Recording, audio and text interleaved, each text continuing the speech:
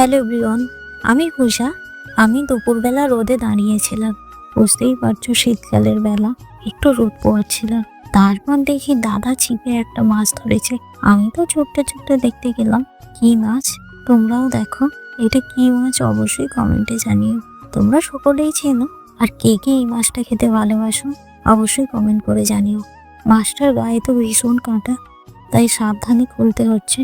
তারপর সাবধানে মাছের মুখ থেকে কাঁটাটা খোলার পরে মাছটাকে বাঁচিয়ে রাখা হলো বালতির জলে।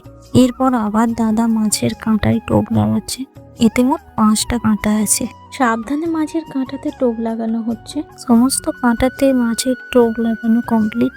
তারপর দূরেই মাছের টোপটা ফেললো, কারণ শীতকালে পাড়ের দিকে মাছ আসে না। ছিপটা ভালো করে ঠিক জায়গায় রেখে দাদা এবার দাঁড়িয়ে থাকবে। মাছ খেলে কি করে বুঝতে পারে? ওখানে ফুঁতি লাগানো আছে। চলো টাটা বাই, আজ এই পর্যন্তই।